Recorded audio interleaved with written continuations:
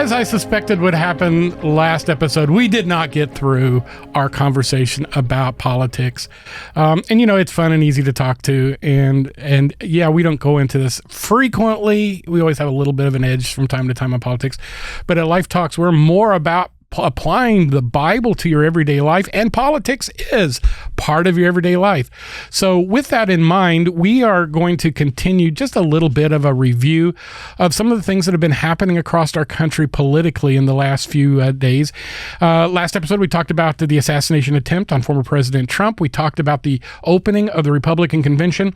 And in this episode, we're going to talk a little bit more about that and also other things that are kind of unfolding that are interesting in the political scene. Yeah, so when we left off, you were noticing some really interesting things about the first day of the RNC, and there's like this tent widening stuff. There's kind of like multicultural, multi-religious maybe prayers kind of happening, and different kind of people who are maybe like super pro-choice or like all these different kind of, you know, very, very, very leftist union people.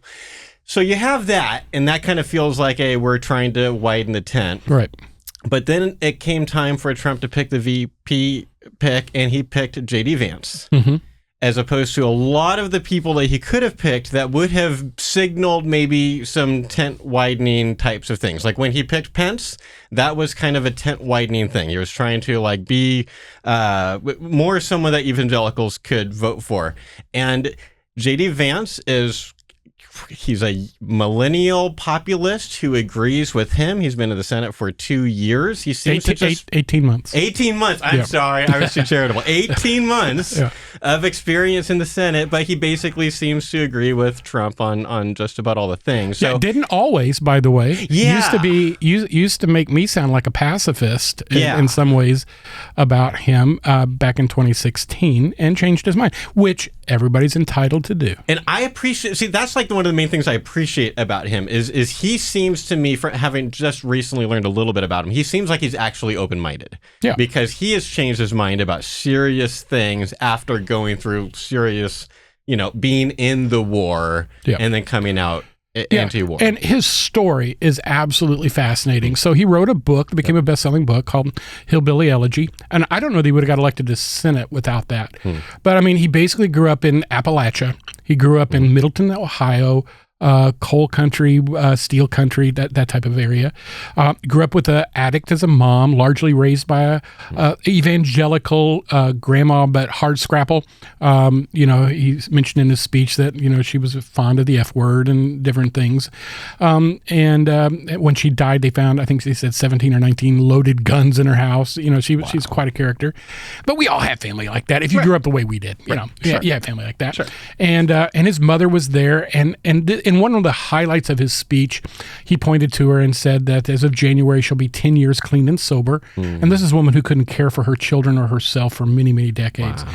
And so those are wonderful stories. Yeah. And then he went off to, he joined the military, and he went to Yale. And so brilliant dude. Yeah. They made a movie. It's been on Netflix. I think it's still on there. And so I haven't read the book. I tried to watch the movie. I got bored and turned it off, frankly. But the book, I hope to read at some point. I understand it's a little earthy, but, you know, it'd be probably interesting read to get an insight into his life. All that said, and again, because I'm neither Republican or Democrat, and because I'm not a fan of either of the presidential candidates at this moment, I feel apathetic about it. You know, Tim Scott might have made me a little excited. I like his story as well, and I like his character and nature better, probably. I'm a big Marco Rubio fan. I've met Marco Rubio. I had him speak for me when I was in Florida in a big Christian school association. And he's a good man. He's Roman Catholic. Smart. Really, really smart. Great children. They went to one of the schools I was head of. So I liked him. I didn't know the guy from North Dakota, so I don't know much about him. So they were like the 4 finalists. But I feel okay. And by the way, I think that's okay, because presidencies are not won or lost, or president's elections not won or lost generally by the vice presidential candidate. True, but it wouldn't be weird if Trump wins the election, which seems even more likely now after the assassination attempt. it wouldn't be surprising if whoever the VP pick ends up being the president within 4 years. Like that is just as a result of having an election where two very, very old men are running. And if that were to be an absolute case, it would concern me more. And the reason I say that's because he's never held elective office except for the Senate. He's only been there 18 months. And though he's a brilliant guy and a lawyer, and he's married to a brilliant woman who's a lawyer, who's a Hindu Indian immigrant, I would say that, man, he's got a steep learning curve. Of course, he's going to have a front row seat and a personal tutor. But I guess part of it is me. We've gone to somebody who's old enough to be my dad being the president to now somebody who's old enough to be my son. Than me. Yeah. He's 39. Yeah, he was born after I got married. He could be my son. And so that's a little, and I feel bad for a Generation X because once again, they got left. We skipped their generation completely, and now we've got a millennial who's running for VP. It's like they never existed. But, so did he give a good speech? I thought he gave a great speech. Is he my kind of guy? I've certainly voted for people that I didn't agree with as much as I agree with him. Sure. So I guess I kind of feel apathetic about it. Any other thoughts on the RNC before we transition to our last topic? Yeah, I would just simply say, conventions are spectacles. They're designed to be spectacles. And the Democrats will have their spectacle in 3 weeks after the Olympics are over, and they'll all be gathering. It's going to be even more interesting than the Republican one. I will say this. I think the tone has changed dramatically because of the assassination attempt. And I will say this, and I am one of the harshest critics of the national news. I love local media, but national media drive me crazy. Yeah. Left and right. Yeah. I will say that on the part of the left, not necessarily the right, but on the part of the left, I've seen a moderation in tone. Good. And I generally watch ABC News, which is the one on the left side that I can tolerate the most. But I watch CNN because I want to see how other people who see things a lot differently than I think. Yeah. So I used to listen to PBS. I just finally my blood pressure can't handle that. So NPR is what I used to listen to a lot. Yeah. So but I will say I think the coverage of the mainstream networks for the convention has been much better than I anticipated. And that's as generous a comment as I've made about the national media in a long time. But I'm pleased. And I hope it continues. I'm not hopeful that it will, but I hope it will. Yeah. My hope is that will continue. It's certainly not continued on my Facebook wall. Gosh, I know.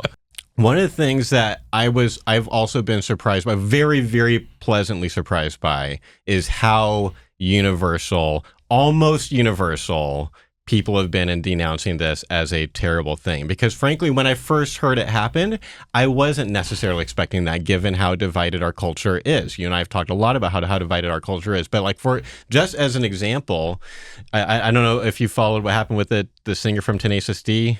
The guy who's not Jack Black in Tenacious D, which is a comedy music group thing that is Jack Black and this other guy.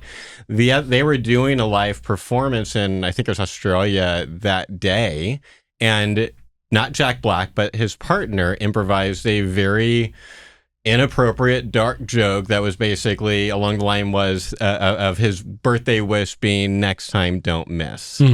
And instantly, like, everyone was not okay with this. Jack Black ended the tour. They were like, the cancel culture is happening, like, basically to this guy. Now he has come out and apologized and said there's an improvised, blah, blah, blah, all that kind of stuff. But like, they're taking it really, really seriously, and that is not what I was expecting to see coming out of what's going on. So I'm with you. I really hope that continues. And that kind of brings me just a mini rant. And I'm glad he apologized. Yes. And I would accept that. I don't have to, but I would accept that apology. Yeah. And I think that's part of the problem with the cancel culture. Yeah.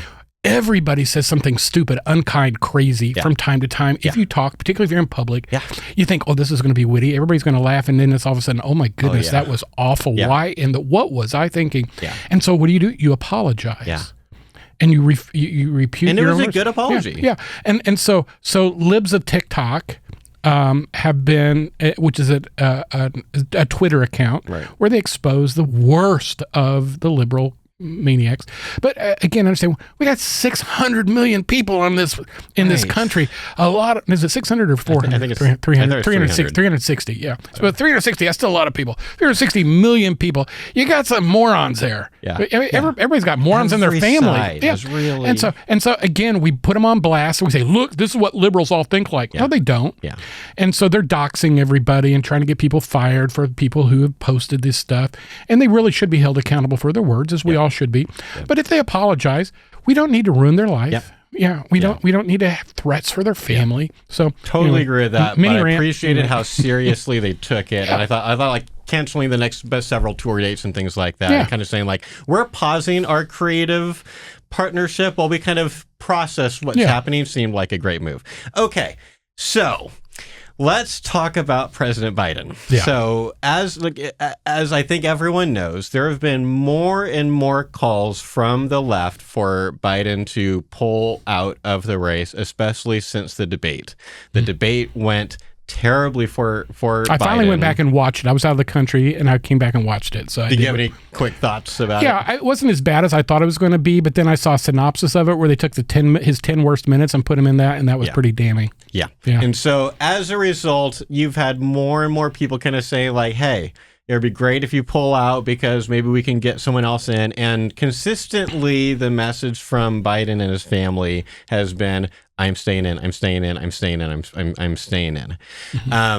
I'm interested in your thoughts on whether or not at this point, now that the assassination attempt has happened, which is going to make it harder to attack Trump. It is going to make it more likely for Trump voters to definitely go out to the polls and all of that. Do you think that will be enough for President Biden to decide to pull out of the race? So I would have answered this differently a week ago than I will today. Interesting. And I do believe he'll be gone by the time this episode airs. Really? I believe he'll be gone. Wow. Van Jones on CNN said something last night. I hope I quote him accurately. I'm getting as close as I can. After the speeches were over and everything, he said, and then the news came out, Biden has COVID. Yep. It's going to be off for at least 5 days. And of course, immediately conspiracy theory, does he really have COVID? Is he just, but trust me, they would not say he has COVID if he didn't have COVID. Yeah. So, and he said this, he said, Trump shows strength. A bullet couldn't make him sit down. And Biden shows weakness. He gets sidelined by a virus. And when Van Jones of CNN says that, but here's the reality. In the last 24 hours, Chuck Schumer and the House Minority Leader and reports are Barack Obama have all communicated personally, Joe, you got to get out. You got to get out. Yeah. If that is all, and Nancy Pelosi. So if those who are arguably the four most powerful current and former past or prime, Democratic leaders, I don't see how he can survive it. I saw a video of him going up to his Air Force One last night, and my heart broke. I got this. There is nothing about Biden I like. I don't like his character. I don't like his personality. I don't like his politics. I don't like anything. But he's an old man. Yeah. And you know what? We ought to care about old people. Yes. And it to me, it's tragic. Whether it's of his own ego or whether it's because he's being whatever reason, this is an old, lonely man who at this stage of his life is being basically ushered into the nursing home. Yeah. Politically, I'm really ambivalent because I think whoever they replace him with is probably going to be at least as bad, possibly worse than he is. The smart thing would be to go to a centrist. A centrist might, but political parties don't do the smart thing. Right. So they're going to put Kamala or Newsom up there.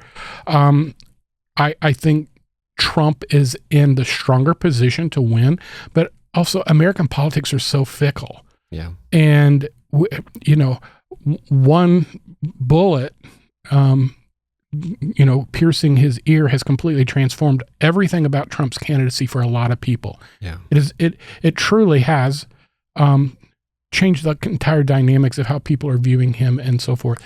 Now, I'm also confident in ego-driven political candidates to take opportunity and trash it, have a Pyrrhic victory, snatch defeat out of the jaws of victory. At the same time, I would say Trump, if he played his cards right, has a really good chance of becoming president again. The best day for whoever replaces Biden is going to be the day they get announced. Because from that moment forward, they're going to be absolutely beaten and bruised. And chances are they haven't had this level of scrutiny before. We know that when Kamala Harris ran before, she couldn't even get to the first election, or the first primary. She was out before that. She's a horrible candidate. Yeah. She's a horrible communicator. Yeah. That doesn't change simply because they move you up on the ticket. No. So, and Gavin Newsom is probably far more articulate. He's definitely good looking, charismatic, and so forth. But two things: he's from California, and he's never been tested nationally at this level. And then on top of it all, the people who love Kamala, the African Americans and the women, are going to be really ticked off if they jump past her and go to him. So the Democrats are in a world of mess. Yeah. And so it'll be really interesting to see how this plays out. I could see that. One of the interesting things that I've heard behind the scenes is that Biden's team in the White House and Kamala Harris's team in the White House basically aren't able to communicate with each other anymore. Like they can't work together. And apparently there was a time when Biden's team would try to work with these people. And eventually they basically gave up because her team sucks so bad. They can't get anything done. And she went through a lot of them. They didn't want to work for her. And so that she had a lot of turnover in her staff. That was well reported in both sides of the media. So I could see that being an excuse to maybe replace her with another person if they're just like...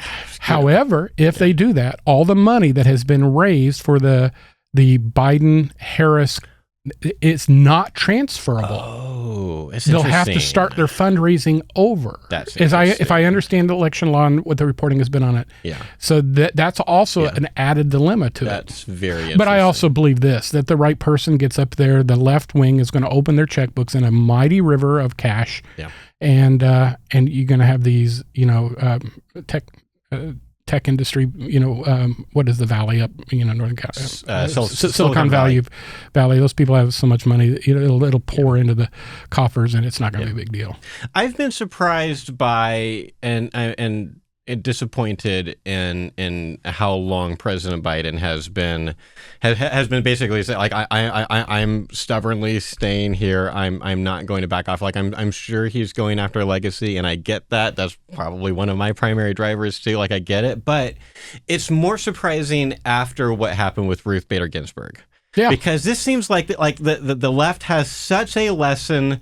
And it's not that far in the rearview mirror, especially in a post-Roe America where Ruth Bader Ginsburg, who was 87 when she died, and, was very, very highly respected by a lot of people. I get it, but she held on for a long time after there were people saying, hey, maybe you ought to step back so we can fill this spot before the election. And she didn't. And as a result, Amy Coney Barrett ended up on the Supreme Court. And and that has really affected Ginsburg's legacy. Yeah. Like there are a lot of people still upset with her. Yeah. But there are people understandably still upset with her. And so I would expect after that Biden would be like, hey, I don't want to go down the way Ginsburg did, where my legacy that I'm trying to protect kind of goes down in flames a bit at the end.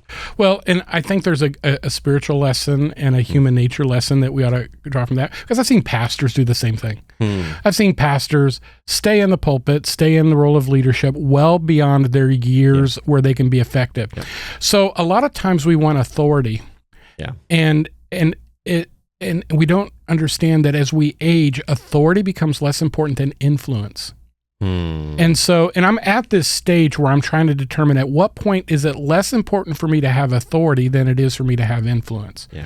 The role of a sage is important. It's not front and center. It doesn't have as much power to it, but it's still an important position, and every country needs. That's one of the wonderful things I think about our term limits for president, because ideally, when we're function healthily, former presidents ought to be talking to each other. I don't think they do much now, but nobody understands their problems like somebody who's had their problems. Yeah, there was a lot more of that before Trump, and I could totally see that becoming a thing again, because there's a really thick book about kind of this history of kind of and they leave a letter on their last day, because it's a pretty exclusive. It is probably most exclusive club in the world to be an ex-president, and so I would hope that all of us in whatever role we are, whether it's in, a lot of us want to manipulate our grandchildren's lives. A lot of us want to hang on to our position of authority and keep our business and so forth. And we sometimes we say, because I care about my legacy. I think if we cared about our legacy, we plan the transitions better. And I know pastors like that. And I could name some names I won't. That I look at them and they're in their 80s. Yeah. Just once you have that much power and authority, I think it's just hard to let go of that. Yeah, and I get it, because again, I'm not ready to retire, and I'm not old enough to retire. I don't even believe in retirement, but I'm at that point where I'm thinking, in 10 years, I will need to be doing something different. And somebody asked me one time, "What is your greatest fear?" And it didn't take me 2 seconds to answer. I said, irrelevance. For 40 years, I've been a decision maker. For 40 years, people listen to me speak and so forth. And, I'm not some great, oratorical wizard, and I've never had these ginormous churches, but I've enjoyed using my voice for the gospel. Yeah. And I'm quite frankly concerned how I'll respond when I slip off the stage at that level. But, the other thing is, there's a great quote that I use often, and it says, "You influence people from a distance, but you impact them one-on-one." And so part of moving out of authority into influence is to spend the one-on-one time with them. Yeah. To mentor somebody, to disciple somebody one-on-one. That makes a big difference. And some of the godliest counsel I've ever gotten was from guys who were no longer pastors, but who had spent a lot of years being a pastor. Yeah. And so I look at President Biden. I don't feel any joy in his circumstance. No. And if I did, I should feel convicted, I really think. He stands for everything I disagree with. But he's a human being made in the image of God. Yeah, he is. And he's got children and grandchildren. He's had a rough life. He lost a wife. He lost a daughter. He lost a son. Yeah. He served.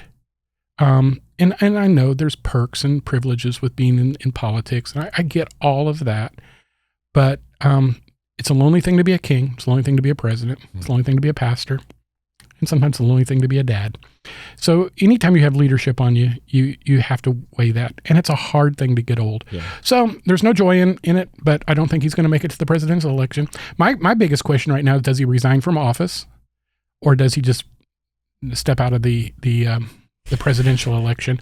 I think he'll do the latter, not the former, but that will be really interesting. I mean, I laugh because one of the funniest Jon Stewart lines from the last several weeks was after the debate, when he just said that President Biden had 25th Amendment face, which is like, goodness. Is the face. So it's like, will it be him just resigning, or is it going to become like, hopefully it doesn't have to become something worse like that. But I mean, it's at least the kind of thing that is clearly being talked about once it's the punchline in a Jon Stewart show. And many of us in the Christian community are talking about it over, with our neighbors and in, the parking lot at church and so forth. So it is our reality. That's why we wanted to discuss it at Life Talks. Again, we're going to go back to more spiritual topics in the days to come. I'll be glad when Ben can join us again, because he always stimulates my thinking spiritually. But I thank all of our listeners again, as always, for listening to us here at Life Talks. We hope you'll share us on your social media feed, forward us, follow us, like us, fill out a review. If you like us, fill out one. If you don't, well, please don't. But we're just 5 stars, and then you can tell us whatever you want. Yeah, there you go. But we're just grateful to have this opportunity. Thanks as always for listening to us here at Life Talks.